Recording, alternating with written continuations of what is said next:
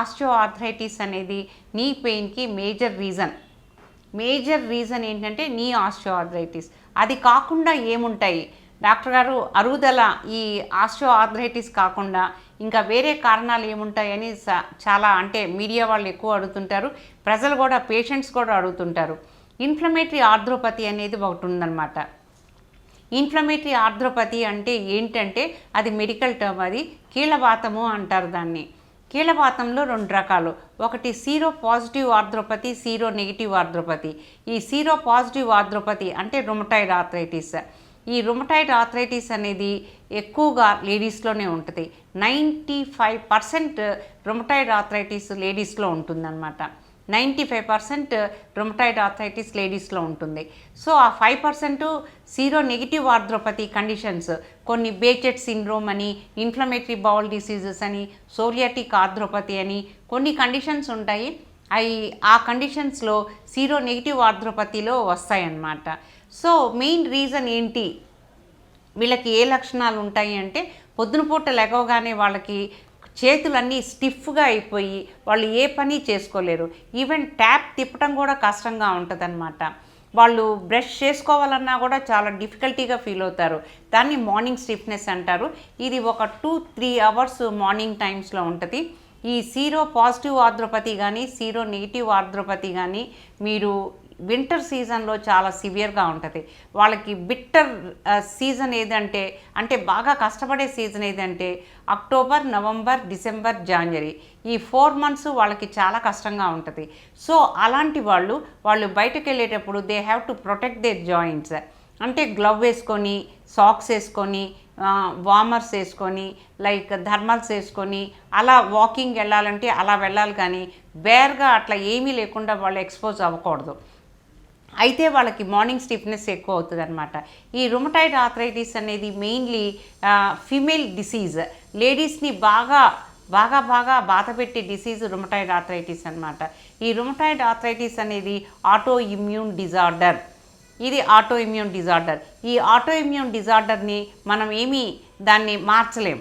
Suppose ఒక పేషెంట్కి rheumatoid arthritis ఉంది అంటే జీవితాంతం అప్ అండ్ డౌన్స్ ఉంటానే ఉంటాయి వాళ్ళకి, అది కంప్లీట్గా తీసేయలేం.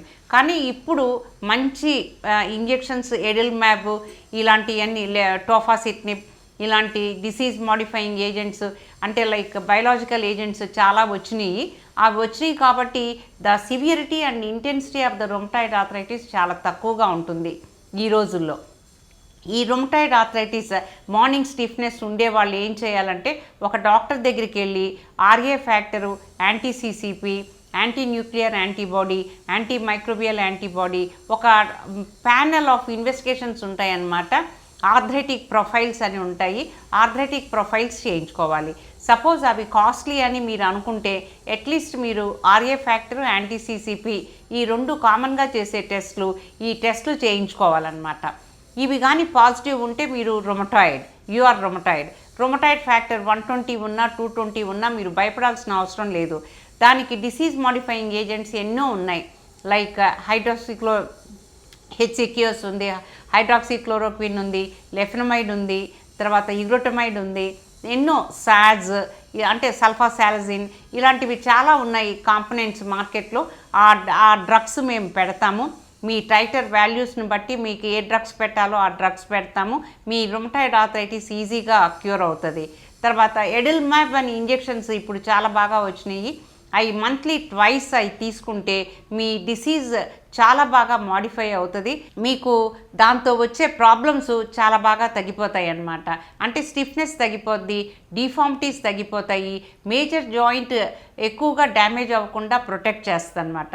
మేజర్ జాయింట్స్ రుమటాయిడ్ ఆర్థరైటిస్లో ఏది డ్యామేజ్ అవుతుందంటే నీ జాయింట్.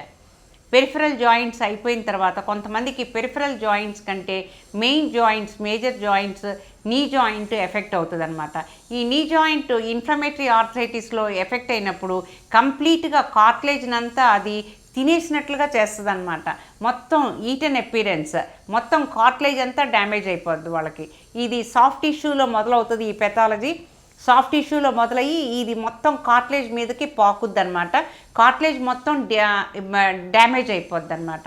కార్టిలేజ్ డ్యామేజ్ అయినప్పుడు సబ్కాండ్రల్ లేయర్స్లో అంటే కార్టిలేజ్ కింద భాగంలో నర్వ్ ఎండింగ్స్ ఉంటాయి. ఆ నర్వ్ ఎండింగ్స్ ఎక్స్పోజ్ అయ్యి సివియర్ పెయిన్, ఆ పెయిన్ తట్టుకోలేక వాళ్ళు వంకరగా నడవటము, కాళ్ళు వంకరపోవటము, దాన్ని వాల్గస్ డిఫార్మిటీ అంటారు. వాల్గస్ డిఫార్మిటీ రావటము ఎఫ్ఎఫ్డి అంటామన్నమాట. కాళ్ళు ఉబ్బెత్తుగా అయిపోయి లావుగా అయిపోవటం అనమాట. అలాంటి స్టేజ్లో వాళ్ళకి రీప్లేస్మెంట్ తప్పించి ఇంకా వేరే ఆన్సర్ ఉండదు. సో నేను పేషెంట్స్కి చెప్పే అడ్వైజ్ ఏంటంటే అంతవరకు డ్యామేజ్ అయ్యేదాకా ఊరుకోవద్దు. మీకేదైనా అవే ఫ్రమ్ నార్మల్ అందరిలాగా కాకుండా మీ జాయింట్స్ ఉబ్బటం కానీ, మీకు మార్నింగ్ స్టిఫ్నెస్ ఉండటం కానీ, పెరిఫరల్ జాయింట్స్ లావెక్కటం కానీ ఇలాంటివి జరిగినప్పుడు మీరు వెంటనే ఒక డాక్టర్ దగ్గరికి వెళ్ళి టెస్ట్ చేయించుకొని డ్రగ్స్ వాడుకొని ఎక్సర్సైజెస్ చేయాలి. ఎక్సర్సైజ్ చేసి ఈ డిసీజ్ మాడిఫైయింగ్ ఏజెంట్స్ వేసుకుంటే మీరు సర్జరీ వరకు రావాల్సిన అవసరం లేదు.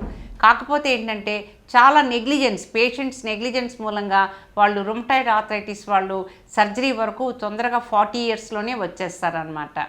సో మేము చెప్పే అడ్వైజ్ ఏంటంటే ఈ టీవీ ఛానల్స్ తోటి మీకు ఇంట్లో కూర్చొని చూసే వాళ్ళకి ఇది అడ్వైజ్ ఏంటంటే ఏదైనా డిసీజ్, ఏదైనా అబ్నార్మాలిటీ మీకు వచ్చింది అంటే అది మీరు వెంటనే ఒక డాక్టర్ దగ్గరికి వెళ్ళి సలహా తీసుకొని సరి అయిన ట్రీట్మెంట్ తీసుకోండి అని మేము చెప్పటం అన్నమాట. ఈ టీవీ ఛానల్స్ ద్వారా ఈ అడ్వైజ్ అనేది మీకు చాలా రిమోట్ ప్లేసెస్ కూడా వెళ్తుంది, మీరు చూస్తారు. కాబట్టి ఒక అవగాహన అనేది వస్తుంది అన్నమాట.